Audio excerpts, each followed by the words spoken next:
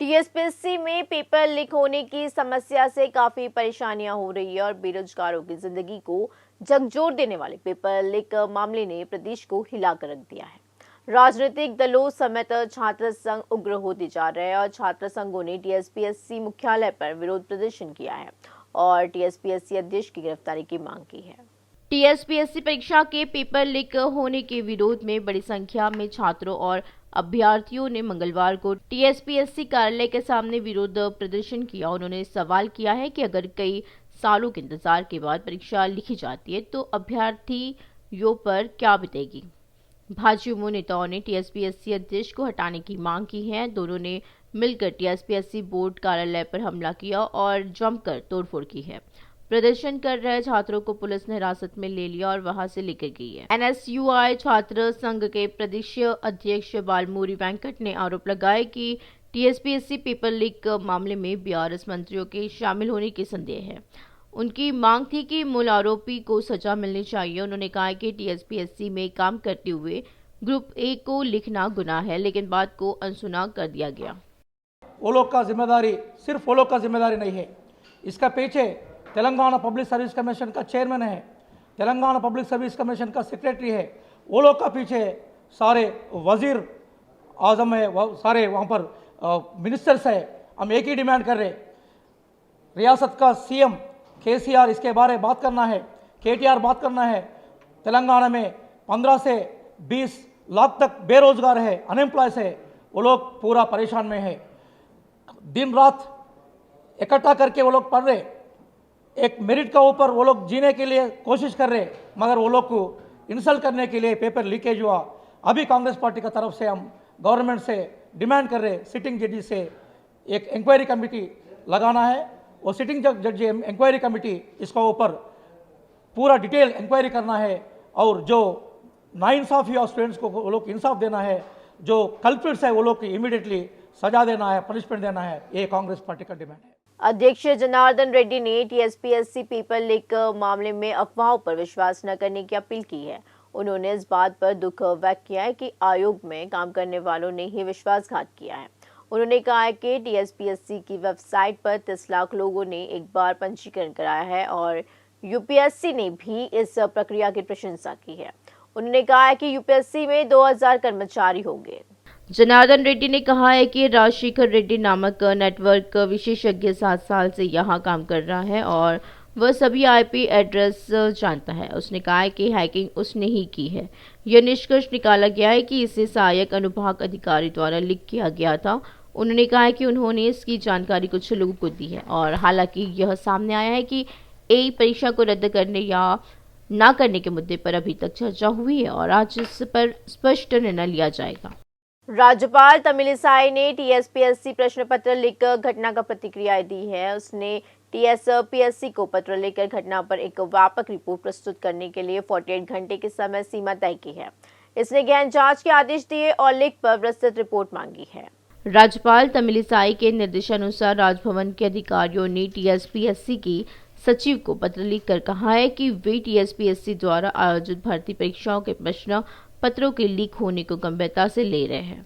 इसने निर्देश दिया है कि मूल उम्मीदवारों के भविष्य और हितों की रक्षा के लिए ऐसी दुर्भाग्यपूर्ण घटनाओं की पुनरावृत्ति को रोकने के लिए कदम उठाए जाएं। पत्र में राजभवन के अधिकारियों ने सभी जिम्मेदार लोगों के खिलाफ सख्त कार्रवाई करने का आदेश दिया है। राज्यपाल कार्यालय ने 48 घंटे के भीतर घटना पर विस्तृत रिपोर्ट मांगी है। टीएसपीएससी पेपर लीक मामले में एक अहम घटनाक्रम सामने आया है। हैदराबाद सीपी सीवी आनंद ने इस केस को सीट को ट्रांसफर करने का आदेश जारी किया। सीपी के आदेश में कहा गया है कि एडिशनल सीपी एआर श्रीनिवास के निर्देशन में जांच जारी रहेगी। एसआईटी ने टीएसपीएससी पेपर लीक मामले में कदम रखा है। एसआईटी प्रमुख एआर श्रीनिवास बेगम बाजार थाने गई है। पेपर लीक मामले में बेगम बाजार इंस्पेक्टर व एसीपी से ब्यौरा जुटाया गया। पेपर लीक होने की व्यापक जांच की जा रही है। उन्होंने कहा है कि अब तक सिर्फ 2 लोग के पेपर लीक होने को पता चला है। आरोपियों के सेलफोन, लैपटॉप और कंप्यूटर एफएसएल को भेजे गए हैं। सामने आया है कि एफएसएल रिपोर्ट आने के बाद पूरे पैमाने पर जांच की जाएगी। उन्होंने कहा है कि आरोपियों को छोड़ने का कोई इरादा नहीं है, चाहे वे कोई भी हो। वही नामपल्ली कोर्ट ने इस मामले में 9 आरोपियों को 14 दिन की रिमांड पर भेज दिया है। पुलिस ने 8 आरोपियों को चेल्लापल्ली जेल और एक अन्य आरोपी रेणुका को चंचलगूडा महिला जेल स्थानांतरित कर दिया है। इंटर की परीक्षा के लिए सब कुछ तैयार है। परीक्षा सुबह 9 बजे से दोपहर 12 बजे तक आयोजित की जाएगी। इंटर बोर्ड ने स्पष्ट कर दिया है कि छात्र परीक्षा केंद्र पर जल्दी ही पहुंचे। पता चला है कि उन्हें 8 बजे से परीक्षा केंद्र में प्रवेश करने की अनुमति है। पूरे प्रदेश में पहली और माध्यमिक की परीक्षा में कुल 9,47,699 विद्यार्थी शामिल होंगे। फर्स्ट ईयर के 4,82,677 छात्र हैं। माध्यमिक में 4,65,022 विद्यार्थी है। इंटर बोर्ड के अधिकारियों ने परीक्षा के लिए सभी तैयारियां पूरी कर ली है। कुल 1,473 परीक्षा केंद्र बनाए गए हैं। इसमें 614 सरकारी जूनियर कॉलेज और 859 निजी कॉलेज हैं। अधिकारियों ने परीक्षा आयोजित करने में किसी भी तरह की समस्या से बचने के लिए एक मुख्य अधीक्षक के साथ 1,463 लोगों को परीक्षा केंद्र पर नियुक्त किया है। विभागीय अधिकारियों के साथ 1,473 लोगों को जिम्मेदारी दी गई है और कुल 26,333 निरीक्षक अपनी ड्यूटी निभाएंगे। बड़ी पैमाने पर नकल रोकने के लिए अधिकारी सावधानी बरत रहे हैं। परीक्षा को पारदर्शी तरीके से संपन्न कराने के लिए परीक्षा केंद्रों में सीसीटीवी कैमरे लगाए गए हैं।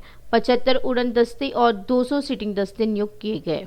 अधिकारियों ने OMR शीट में नाम और विषय सही है या नहीं इसकी जांच करने का सुझाव दिया है। वे पुस्तिका में कागजात की संख्या भी जांच करनी होगी। छात्रों को सलाह दी जाती है कि वे परीक्षा केंद्र में फोन, कैलकुलेटर, इलेक्ट्रॉनिक गैजेट्स न लाएं।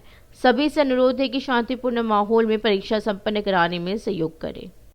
मंत्री हरीश राव ने आलोचना की है कि विमुद्रीकरण पूरी तरह से फ्लॉप था। मंत्री ने मांग की है कि नोटबंदी और उसके परिणामों पर श्वेत पत्र जारी करने के बाद प्रधानमंत्री मोदी देश की जनता से माफी मांगी है। हरीश राव ने सवाल किया है कि बीजेपी के नेता नोटबंदी की बात क्यों नहीं करते हैं। वे इस बात से नाराज थे कि चलन में मौजूद नकदी के बारे में केंद्र जो कुछ कर रहा है वह सब झूठ है। उन्होंने कहा है कि RBI ने खुद कहा है कि जाली नोटों की संख्या में 54% की बढ़ोतरी हुई है। उन्होंने कहा है कि बीजेपी की सत्ता में आने से पहले लोगों के पास कैश कम हुआ करता था, अब कैश इन सर्कुलेशन 2 गुना हो गया है। उन्होंने कहा है कि 2014 से पहले कैश देश की GDP का 11% था, अभी देश का GDP का 13% से ज्यादा कैश में है। कुछ दलाल सिस्टम की खामी का फायदा उठा रहे हैं। पैसों के लिए फर्जी जन्म और मृत्यु प्रमाण पत्र जारी कर रहे हैं।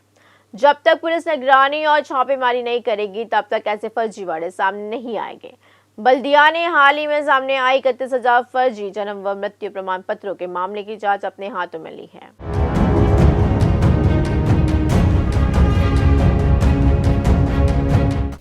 पुलिस की छापेमारी में फर्जी प्रमाण पत्र सामने आते रहते हैं। अगर टास्क फोर्स पुलिस मी सेवा केंद्रों पर छापा मारती है और संचालकों से पूछताछ करती है, फर्जी जन्म और मृत्यु प्रमाण पत्र सामने आ रहे हैं। टास्क फोर्स की पुलिस ने 2 महीने से भी कम समय पहले मुगलपुरा पुरानी बस्ती में फर्जी जन्म प्रमाण पत्र बेचने वाले एक गिरोह को गिरफ्तार किया है। पुलिस ने इनके पास से 244 फर्जी प्रमाण पत्र बरामद किए हैं।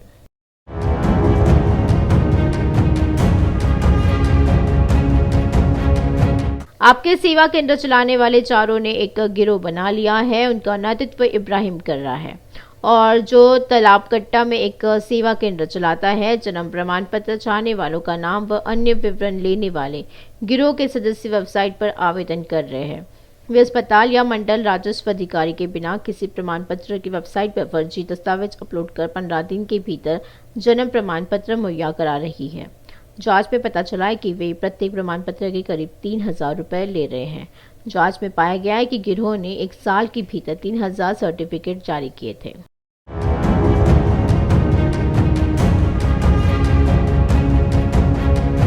एक साल से भी कम समय पहले SR नगर थाने में फर्जी जन्म और मृत्यु प्रमाण पत्र का मामला सामने आया था। जांच में पता चला है कि प्रत्येक फर्जी प्रमाण पत्र पर 1,300 रुपए दिए जा रहे थे और इसमें GHMC के कर्मचारियों और अधिकारियों के शामिल होने की बात सामने आई थी। खैरताबाद में डाटा एंट्री ऑपरेटर सतीश व सहायक चिकित्सा अधिकारी कसीम की मदद से फर्जी जन्म प्रमाण पत्र दिए जाने की पुष्टि हुई है। यदि मृत्यु प्रमाण पत्र की आवश्यकता है तो प्रासंगिक दस्तावेज GHMC कार्यालय में प्रस्तुत किए जाने चाहिए और इसकी जांच के बाद डाटा एंट्री ऑपरेटर इनमें प्रवेश करता है।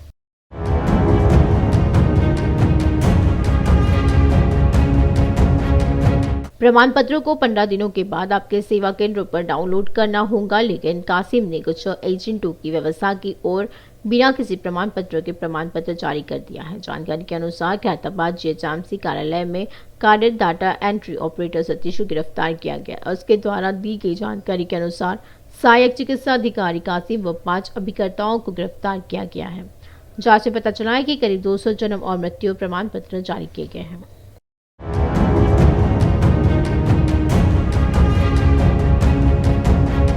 चार साल से भी कम समय पहले राजकोंडा में एक बड़े गिरोह का मांडाफोड़ हुआ था। सेवा केंद्रों में प्रबंधकों, जीएचएमसी स्वास्थ्य सहायकों और डेटा ऑपरेटरों सहित कुल 20 लोगों को गिरफ्तार किया गया और रिमांड पर भेज दिया गया। पुलिस जांच में पता चला है कि 4 स्वास्थ्य सहायक और कुतबुल्लापुर और वेस्ट मारेटपल्ली सर्कल में कार्यरत एक सब रजिस्ट्रार शामिल थे। दलालों ने इसके लिए अस्पताल में फर्जी जन्म प्रमाण पत्र बनवाए हैं।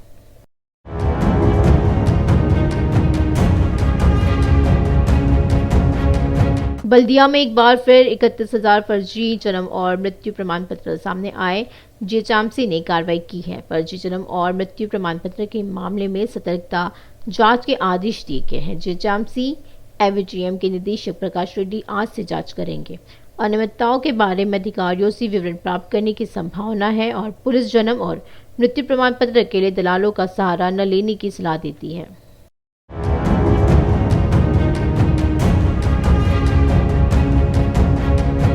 इस संदर्भ में हजारों प्रमाण पत्र उन लोगों को जारी किए गए हैं जो जीएचएमसी में पंजीकृत नहीं है। जीएचएमसी की मेयर विजयलक्ष्मी ने फर्जी जन्म और मृत्यु प्रमाण पत्र को लेकर अधिकारियों के साथ आपात बैठक की है। बताया जा रहा है कि संभावना है कि मेयर संबंधित अधिकारियों पर हमला बोलेंगे। सतर्कता अधिकारियों की रिपोर्ट बल्दिया आयुक्त को पहले ही सौंपी जा चुकी है और ऐसा लगता है कि विजिलेंस रिपोर्ट में कई घर लुटेरों के नाम है। नई तकनीक की शुरुआत के बावजूद खामियां के आधार पर कुछ दलालों और सेवा प्रदाताओं ने वसीयत में जन्म और मृत्यु प्रमाण पत्र जारी किए हैं।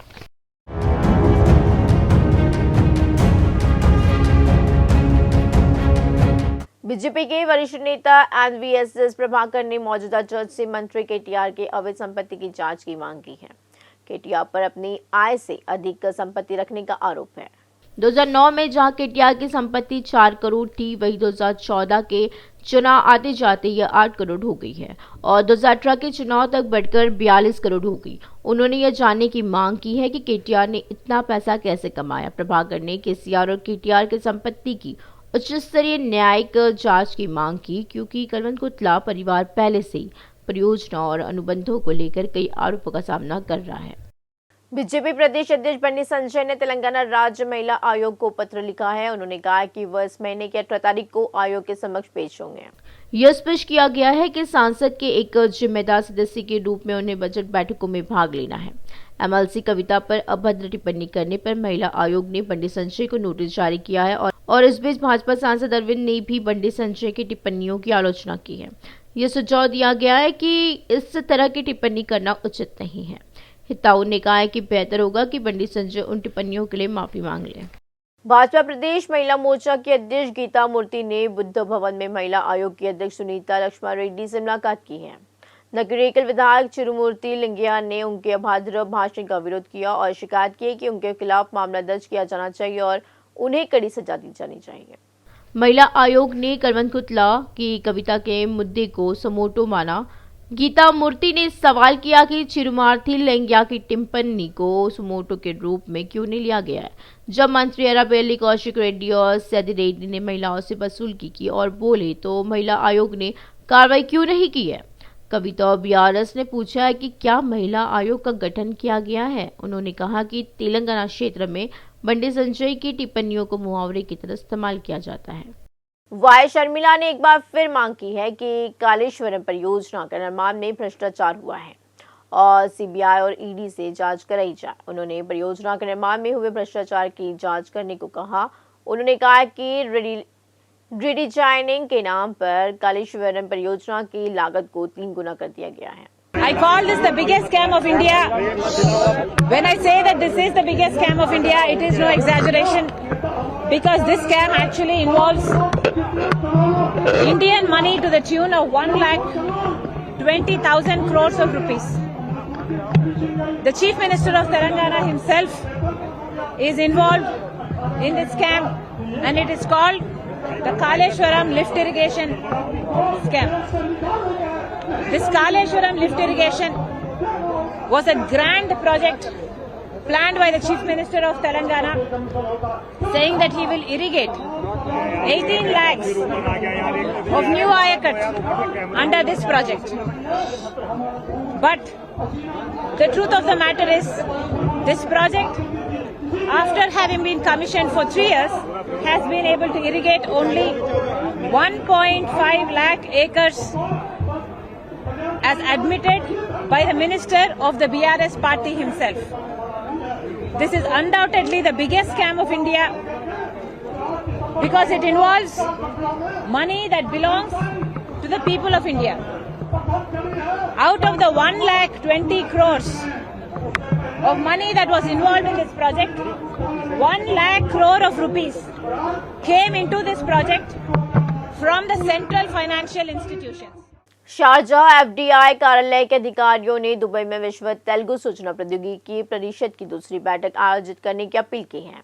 दुबई से शारजाह एफडीआई कार्यालय के अधिकारियों ने धूप में WTITC टीम के साथ मुलाकात की और IT पर लंबी चर्चा की है। तेलंगाना में IT क्षेत्र की उपलब्धियों पर भी चर्चा की गई। WTITC और दुबई के बीच एक और समझौता ज्ञापन की आवश्यकता पर चर्चा की। WTITC के अध्यक्ष संदीप कुमार मखतरा ने कहा है कि 10 सदस्यों की एक टीम अप्रैल में दुबई का दौरा करेगी। उन्होंने कहा है कि यह दौरा दुनिया भर के तेलुगु तकनीकी विशेषज्ञ और विशिष्ट लाभ पहुंचाने में बहुत योगदान होगा। उन्होंने कहा कि इससे प्रौद्योगिकी के क्षेत्र में WTITC के प्रभाव को उजागर करने में मदद मिलेगी। शंकरैया के पोते पलामुरु ज्योतिराज ने CM KCR से राज्यपाल कोटे में MLC का पद पेटा शंकरैया के परिवार को देने की अपील की है, जिन्होंने तेलंगाना राज्य की उपलब्धि में योगदान दिया है। उन्होंने सोमाजिगुडा प्रेस क्लब में आयोजित एक बैठक में परियोजना के साथ यह बात कही।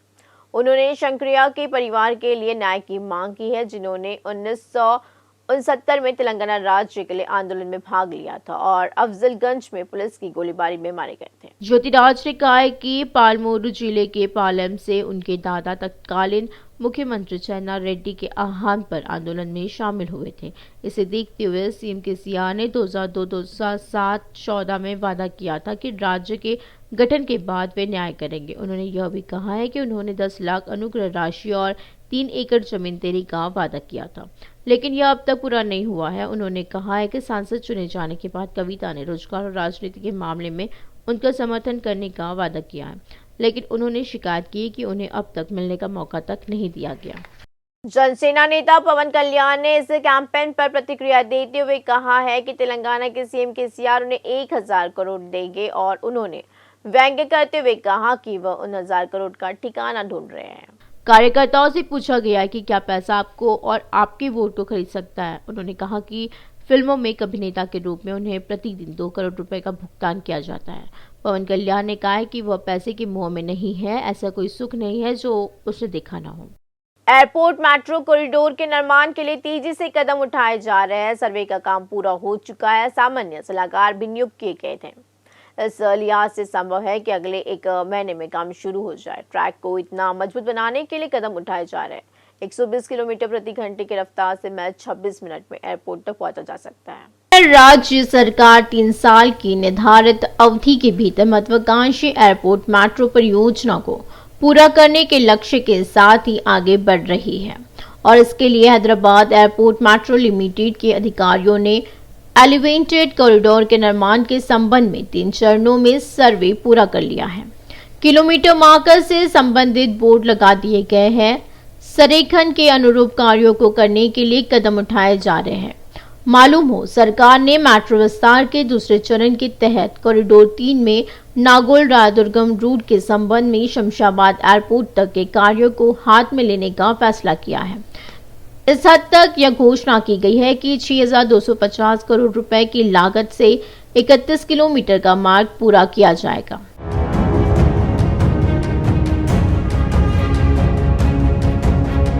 इसके अंतर्गत पिछले साल 9 दिसंबर को CM KCR ने रहेजा माइंडस्पेस जंक्शन पर कार्यों के लिए भूमि पूजन किया है। उसी दिन तेलंगाना पुलिस एकेडमी में आयोजित एक सार्वजनिक बैठक में NMDA ने एयरपोर्ट मेट्रो के लिए सरकार को उनके हिस्से के रूप में 625 करोड़ रुपए और GMR कॉरपोरेशन को 625 करोड़ रुपए सौंपे हैं।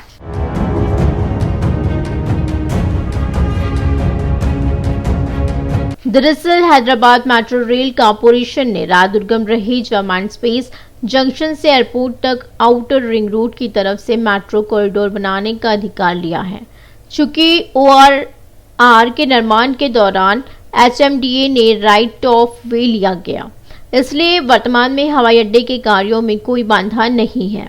कुल 31 किलोमीटर रूट में 27.5 किलोमीटर एलिवेटेड, 2.5 किलोमीटर और 1 किलोमीटर मेट्रो लाइन पर काम किया जा रहा है।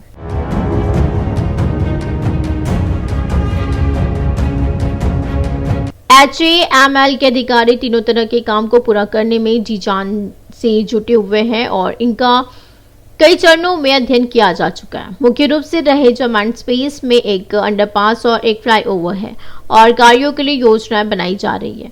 वे अलाइनमेंट मैप को 2 बार इस सोच के साथ चेक कर रहे हैं कि एक छोटी सी गलती से मेट्रो रेल सिस्टम की बदनामी होगी। ट्रैफिक भीड़ वाले क्षेत्रों में 3 चौराहे के निर्माण के तरीकों के लिए दिल्ली और चेन्नई मॉडल पर भी विचार किया जा रहा है।